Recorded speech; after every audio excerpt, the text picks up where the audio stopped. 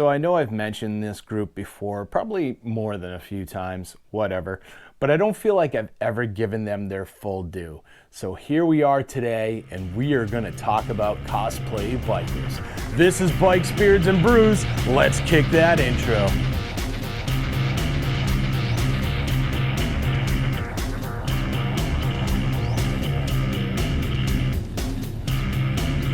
Hey guys, welcome back to the channel. Before we kick this one off, make sure you like, comment, subscribe, hit that bell notification. New videos on Mondays, Wednesdays, Fridays. Yeah, even you cosplay bikers, maybe you'll learn something and then, you'll be less cosplay bikers. But yeah, let's just go ahead and jump into this right now. So what do I mean by cosplay bikers? Well, hey, you just went and you watched Sons of Anarchy, like beginning to end, probably like 3 times in a row, every episode. You've got your sweet Jax Teller tattoo. You've watched Mayans. You're on like all the message boards debating on which is better, Mayans or Sons of Anarchy, and which gang you'd be in. You're kind of like the Harry Potter kids, except instead of trying to decide what house you would be in, you're trying to decide which gang you would be in. Yeah, good for you guys. That's awesome. And then you finally decided, well, it's time to become a biker. So what do? You go out, you get your super sweet fingerless gloves, because why not fingerless gloves? Let's do it. And you get your awesome Sons of Anarchy vest, or whatever outfit. This isn't even limited to like the Harley guys and the Indian guys and all that. This is the same with all you guys who get like the head to toe high vis stuff where you're looking like a 5 foot tall glow in the dark dildo.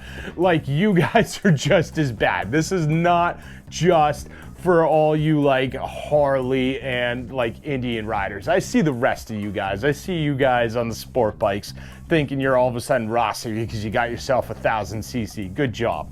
So yeah, you go out, you buy all your outfit, you buy like your helmet, and unless you're riding a Harley, then helmets are for pussies and you didn't buy one. Unless, of course, you're in a state that requires it. Then you bought the fake DOT helmet because, again, helmets are for pussies. Let's do this. You probably went and bought a ring for every single finger. You didn't buy good rings, though. You went ahead and went to whatever motorcycle friggin' rally you could find, or local county fair, because let's be honest, they're just about the same. And you got the 5 for $10 deal and made sure that every single ring had 10 skulls on it, or like 10 fingers, 10 skulls. Good job. You got your super cool sunglasses. You are ready to be a biker. The only problem is you forgot to buy a goddamn bike or learn how to ride one. And this is where the problem starts. Now look, I am totally cool with new bikers in this world. I am high five to you guys who go out and you want to learn how to ride, no matter what age you are. I don't even care if you're like 50 years old, 60 years old, and you're just now deciding to get into riding. My issue is with these cosplay bikers who decide that they've got to dress the part and they've got to go out of their way to look like the most badass biker on the face of the planet, and they just go about doing it the dumbest and wrongest way. And when they're doing this, they never take the time to learn how to be a badass biker or ride like a badass biker. Prime example, like when Doyle and I were over at the Tail of the Dragon like 2 weeks ago, we were cruising around and we got stuck behind like 3 or 4 bikers. One of them had his bike, it was all choloed out and all this stuff.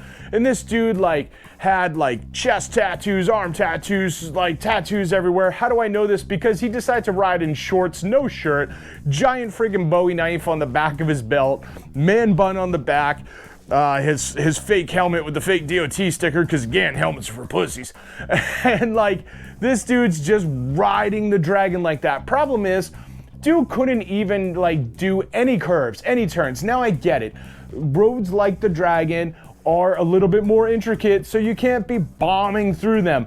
But also, when you're on the slight curve and you can't get over 10 miles an hour and you're hammering on those brakes, maybe you shouldn't be on the Dragon yet. And maybe, just maybe, you're a cosplay biker because you forgot to learn how to ride that goddamn bike before you came out to the Dragon to try and ride that bike. And this is where the problem actually becomes like a reality. And again, this is not just the Harley people. I see you guys on your sport bikes all the time. In fact, when I first started learning how to ride, I ended up buying a Ninja and I bought a 600 and I was still pretty new at this. And I had people coming up to me going, "Why didn't you get the 1000? Why? Why would I get a 1000 as my first bike? What kind of insanity is this? Like, fine, you went out and got a 1000, good for you. I realized where my skill set was, and a couple other things, because I kind of think about things a little bit more logically. A 600 is cheaper on insurance, a 600 is cheaper to buy off the floor, and a 600 still does 140, 160, 180 miles an hour. It just takes like 2 seconds longer to get there. And where the hell am I going to be where I'm just cruising around at 180 miles an hour? Like, this is just dumb. The only reason why you get a 1000 is to impress other dudes. And as I've said in other videos, not my thing. So I'm not trying to get the dudes. So I don't care how big the engine is. And you cosplay bikers, seriously, you just keep doing this stuff and it's absolutely ridiculous. And you stand out so bad.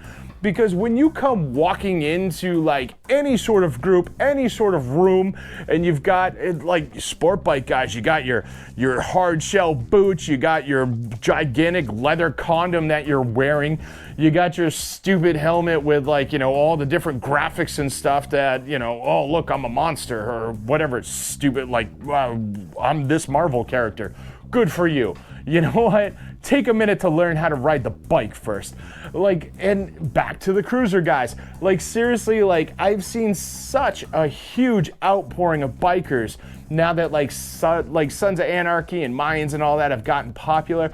And the problem is, like, most of you guys, again, you slap on the leather vest, you got the fingerless gloves, you got the rings, the sunglasses, fake helmet because helmets are for pussies, you know, the white wife beater, blue jeans, whatever.